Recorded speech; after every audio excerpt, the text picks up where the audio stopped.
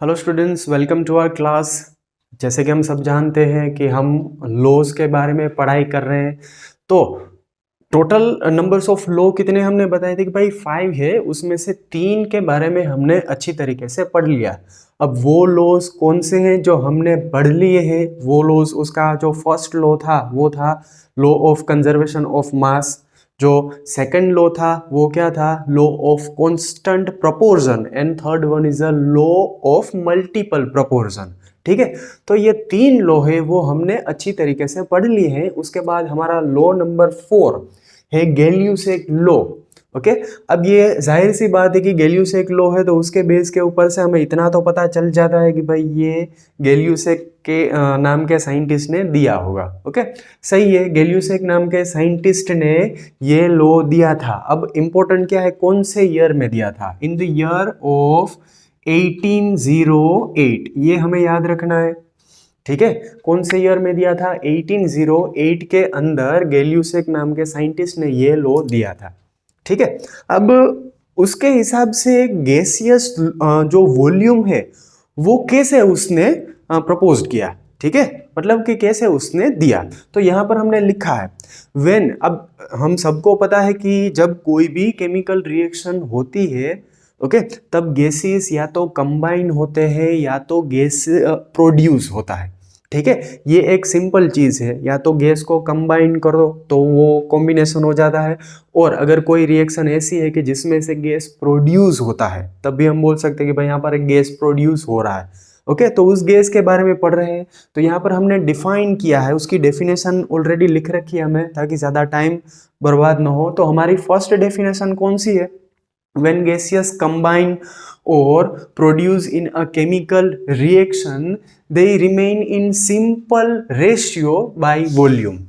ठीक है, वैसे तो ये हमें डेफिनेशन है तो ऐसे तो समझ में नहीं आई होगी कि भाई ये क्या कहना चाह रहे हैं। ठीक है, फिर से एक बार रिवाइज करते हैं एक बार इसे। क्या है डेफिनेशन हमारी?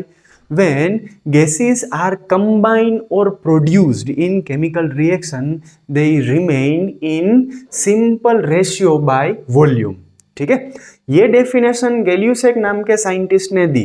अब उसे प्रूव करने के लिए हम यहां पर एक एग्जाम्पल ले रहे हैं। ठीक है, चलो अब एग्जाम्पल है, चलो कौन सा एग्जाम्पल हम चलो बच्चों, हम सबको पता है कि जब हाइड्रोजन और ऑक्सीजन एक दूसरे के साथ कंबाइन होता है तो वाटर बनाता है, चाहे वो लिक्विड फॉर्म में हो चाहे वो गैसियस फॉर्म में हो। ओके, इसलिए हम यहाँ पर जो आज पढ़ने वाले हैं वो रिएक्शन है हाइड्रोजन और ऑक्सीजन की।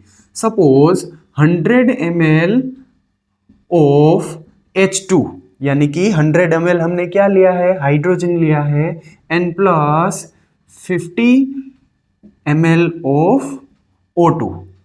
ठीक है, चलो तो अब हम सोच रहे हैं कि भाई 100 ml हमने हाइड्रोजन गैस लिया है, 50 ml हमने ऑक्सीजन गैस लिया है, तो जो भी हमें रिजल्ट मिलेगा वो 150 मिलेगा। ओके, लेकिन ऐसा यहाँ पर नहीं है, 150 नहीं मिलेगा। अब इसका बेसिक सा एक एग्जांपल मैं अभी लूंगा तो आपको समझ में आ जाएगा। सपोज, चलो वाटर की फॉर्मूला क्या है? हम सबको पता है कि भाई वाटर की फॉर्मूला है H2O। ठीक है, अब ये जो H2O वाटर की फॉर्मूला है उसमें आपको प्रोपोर्शन देखना है। ठीक है, कि भाई हाइड्रोजन का प्रोपोर्शन और ऑक्सीजन का प्रोपोर्शन है, उसका जो रेशियो है वो रेशियो क्या है? तो हम यहाँ पर क्लियरली देख सकते हैं कि भाई नंबर ऑफ हाइड्रोजन कितने हैं? 2 है, और नंबर ऑफ ऑक्सीजन है वो 1 है, सॉरी। ओके, तो हम यहाँ पर क्या लिखेंगे? 1। ओके, सो बेसिकली इसका रेशियो हुआ 2:1। क्लियर? यानी कि ध्यान से समझना बच्चों, ठीक है, यानी कि इसका मतलब क्या हुआ? जितने ऑक्सीजन है उससे दुगने हमें हाइड्रोजन चाहिए। ठीक है, तो सिंपल सी चीज है, जितने हाइड्रोजन होंगे उतने ही मॉलिक्यूल वाटर के बनेंगे। यानी कि ऐसे हम बोल सकते हैं कि भाई चलो यहां पर मैं लिख रहा हूं 2H2 plus O2 gives 2H2O। ये सिंपल है, 2 हाइड्रोजन है, 2 हाइड्रोजन के जो मॉलिक्यूल हमने लिखे हैं। ओके, यहाँ पर एक ऑक्सीजन का मॉलिक्यूल लिखा है, दोनों कंबाइन होते हैं तो हम ऐसा नहीं बोलते कि भाई ये 3 हो गए। ये कितना होगा? कंबाइन होकर एक कंपाउंड बनाते हैं। ठीक है।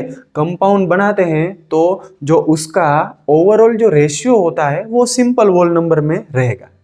ओके, चलो अब इस एग्जांपल को हम अब चलो वो कैंसिल कर देंगे। ठीक है, पहले हम इससे ठीक तरीके से समझ लेते हैं, उसके बाद में हम आगे बढ़ेंगे। ठीक है, अब यहां पर हमने अभी एग्जाम्पल लिखा था, उसके बेस के ऊपर से इतना क्लियर हो गया है कि चलो भाई ये 100 है और ये 50 है, तो जो इसका आंसर मिलेगा वो हमें 150 यानी कि 150 नहीं मिलने वाला है। ओके, चलो नीचे एग्जाम्पल मेंशन कर देता हूं। H2 यहां पर मैंने लिखा है H2 और यहां पर लिखा है O। अब हम सबको पता है कि ऑक्सीजन हम ऐसे ही नहीं लिख सकते, उसे ऑलवेज डाई एटॉमिक फॉर्म में लिखना पड़ता है। डाई एटॉमिक फॉर्म में इसका मतलब क्या हुआ कि यहां पर हमें 2 लिखना पड़ेगा। अब ऑक्सीजन है वो 2 है, तो उसकी कंपैरिजन में हाइड्रोजन दुगने चाहिए, इसलिए हमें यहां पर करना पड़ेगा 2। सो 2 2 जा 4 हाइड्रोजन है और 2 यहां पर हमारे पास ऑक्सीजन है। ठीक है, चलो तो इसके बेस के ऊपर से हम यहां पर जो रिएक्शन लिखेंगे वो क्या होगा, 100 ml of H2O vapour form में यहां पर मिल रहा है। ठीक है, वैसे तो ये कंसेप्ट एक तरीके से हमारे दिमाग में बिठाने के लिए हमें थोड़ी सी तकलीफ होगी कि भाई हम यहाँ पर एडिशन कर रहे हैं, एडिशन है लेकिन ये पर्टिकुलर एलिमेंट है, एलिमेंट जब कंबाइन होते हैं तो वो एक कंपाउंड बनाते हैं, ये चीज हमें दिमाग में रखनी है। ठीक है, चलो तो ये लो है हमारा वो कंप्लीट हो गया। अब इसके अंदर हम देख सकते हैं कि भाई the ratio of hydrogen and ratio of oxygen remain in simple volume, that means we can write by 2:1।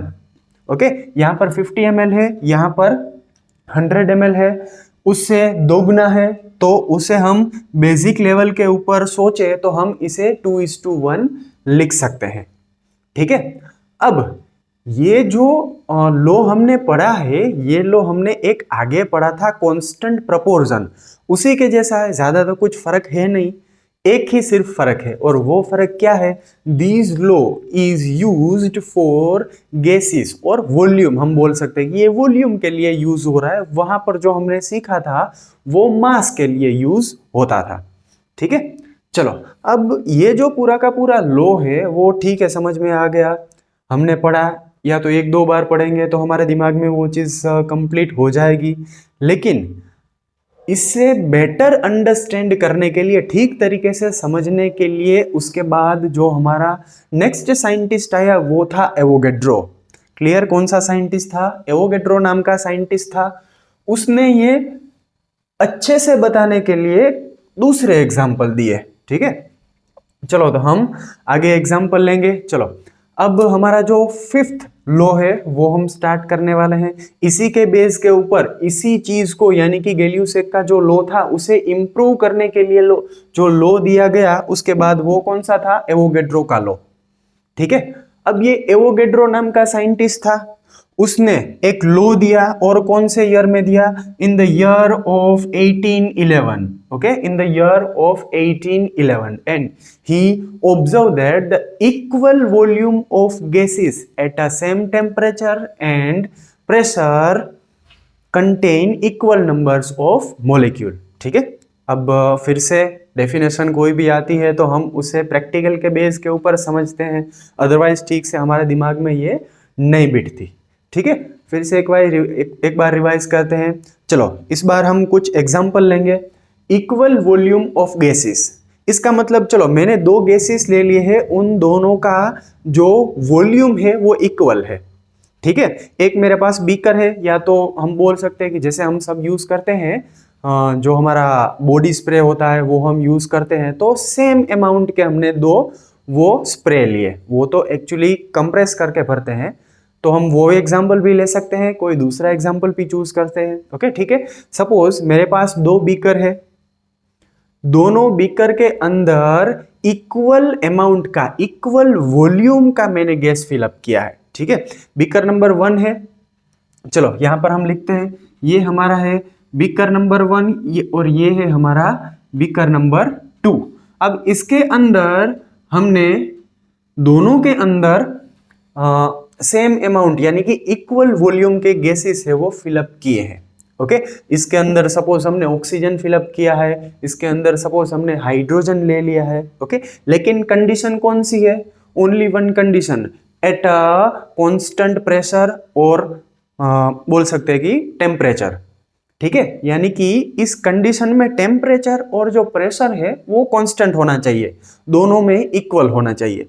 जैसे कि हमारा रूम टेम्परेचर, अभी का जो टेम्परेचर है उसे हम बोलते हैं हमारा रूम टेम्परेचर।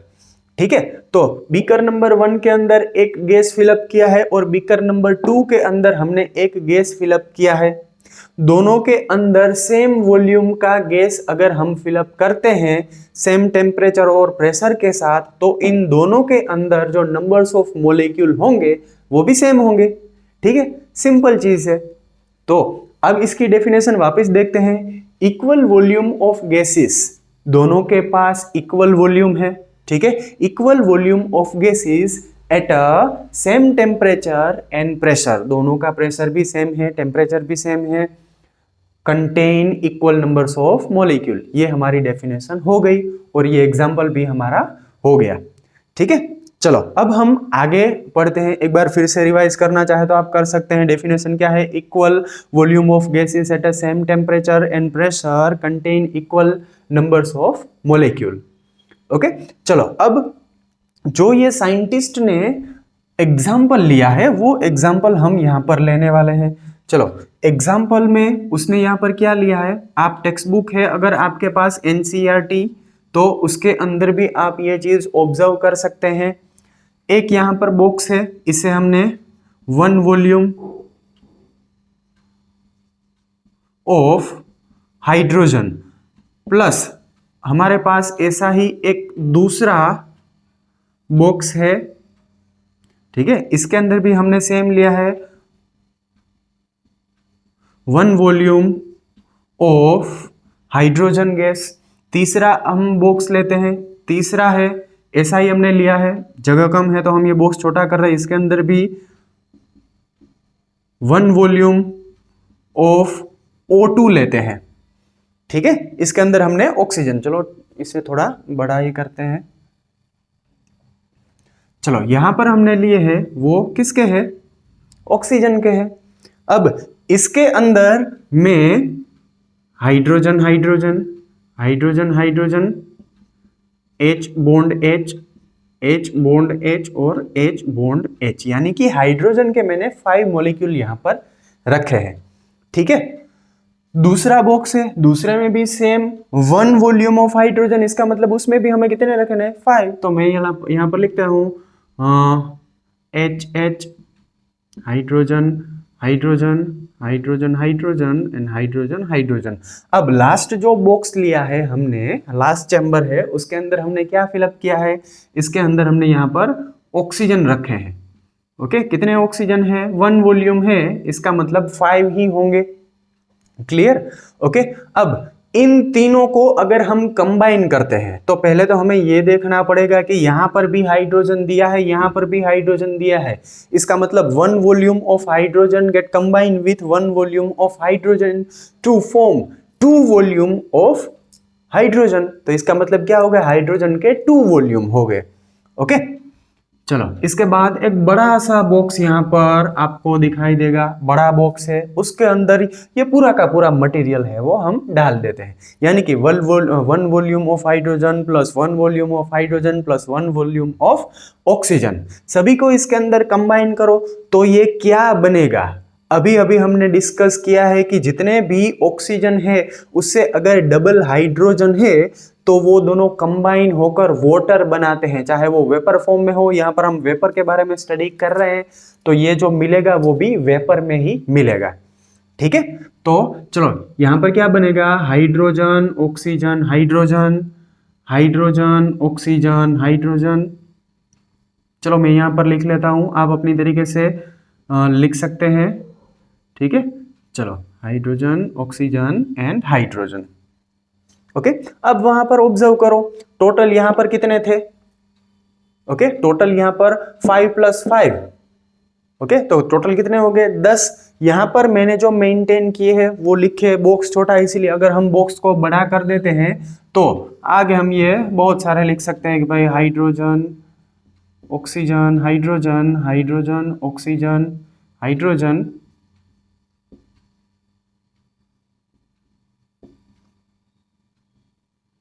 चलो हाइड्रोजन, ऑक्सीजन एंड हाइड्रोजन, ठीक है। यानी कि 1 volume of hydrogen plus 1 volume of hydrogen gives 2 volume of hydrogen, यानी कि हम यहां पर लिख सकते हैं 2H2, H2 प्लस H2, इसका मतलब क्या हुआ, टोटल हाइड्रोजन कितने हुए 4, H2 प्लस H2 4, तो इसे हम इस तरीके से मल्टीप्लीकेशन करें तो मल्टीप्लीकेशन के फॉर्म में हम ऐसे लिख सकते हैं, ठीक है। तो 2H2 plus O2 gives 2H2O, ये सिंपल फॉर्मूला है, आप 9th स्टैंडर्ड से पढ़ते आ रहे हैं सभी, ठीक है। ओके, तो ये हमारा दूसरा टॉपिक था। एवोगैड्रो नाम के जो साइंटिस्ट ने दिया है वो, उसने क्या कहा था कि भाई इक्वल वॉल्यूम ऑफ गैसेस, ये सभी का वॉल्यूम है वो इक्वल है। अब सोचो, equal volume of gases at a same temperature and pressure, सभी का टेम्परेचर भी सेम है, सभी का प्रेशर भी सेम है, contain equal numbers of molecule, तो जो फाइनल में बनेगा उसके अंदर भी क्या बनेगा, इक्वल वॉल्यूम ऑफ मॉलिक्यूल, यानी कि जितने यहां पर है उतने ही वहां पर होंगे, न ज्यादा न कम।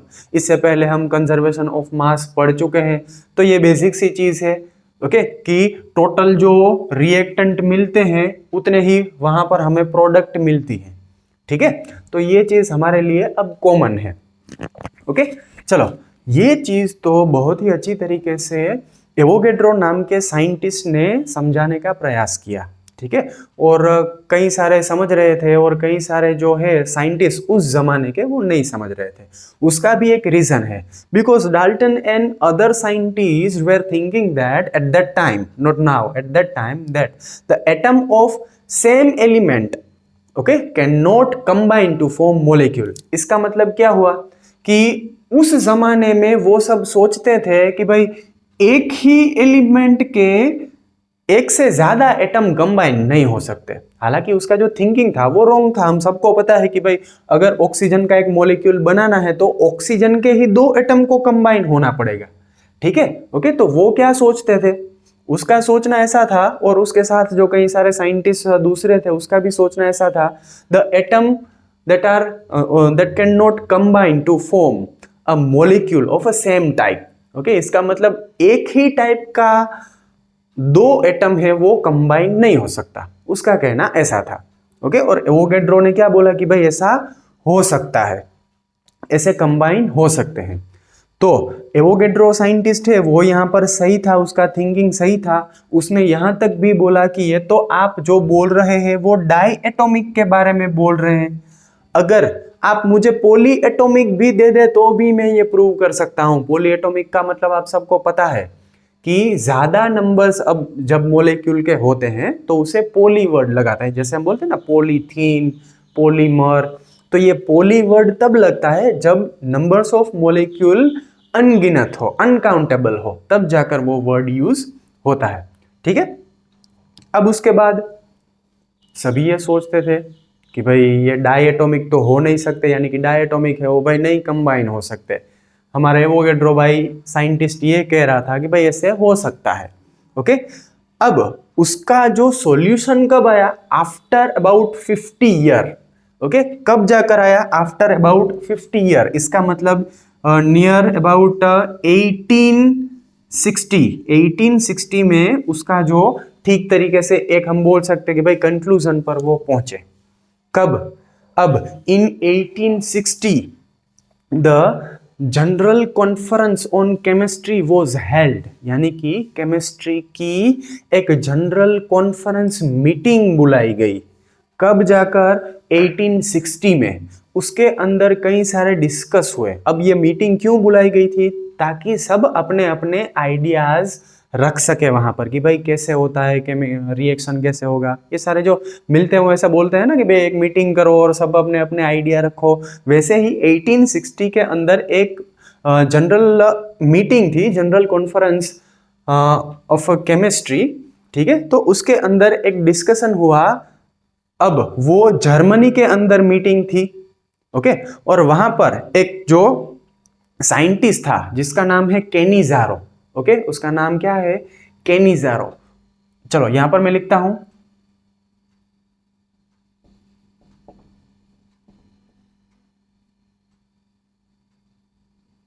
केनिज़ारो। अब ये केनिज़ारो नाम का जो साइंटिस्ट है, ठीक है, उसने ये चीज बोली कि भाई ना, ये जो भी चीज एवोगेड्रो की है वो ठीक है। तब तक उसे किसी ने सपोर्ट नहीं किया था, ठीक है, तब तक तो ऐसे ही बोल रहे थे कि भाई ये जो बना रहा है वो दो एटम एक दूसरे के साथ कंबाइंड नहीं हो सकते। लेकिन कब, 1860 में उसने जो थियरी दी, उसके 50 साल के बाद जो एक मीटिंग हुई, मीटिंग के अंदर सभी साइंटिस्ट ने उसके आइडिया रिजोल्व किए, ओके, आइडिया दिए, तब जाकर एक केनिज़ारो नाम का साइंटिस्ट था, उसने ये चीज एक्सेप्ट की और थोड़ा सा उसे बढ़ावा दिया, ठीक है। चलो तो आज हम ये दो लो है वो ठीक तरीके से पढ़ चुके हैं। यहाँ पर हम एग्जाम्पल यही लिखे तो बेटर होगा, ओके, क्योंकि वैसे तो कई सारे एग्जाम्पल आप अपनी तरीके से भी बना सकते हैं, लेकिन एनसीईआरटी को फॉलो करो, ठीक है। हालांकि जो मोस्ट ऑफ पेपर्स है वो सारे के सारे एनसीईआरटी में से ही निकलते हैं, एग्जाम्पल भी मोस्ट ऑफ उसी के होते हैं, तो पॉसिबल है तो इसी पैटर्न को, यानी कि एनसीईआरटी के पैटर्न को आप फॉलो करिए, ठीक है। अगर स्क्रीनशॉट लेना है या डेफिनेशन लिखनी है तो आप लिख लीजिए जल्दी से।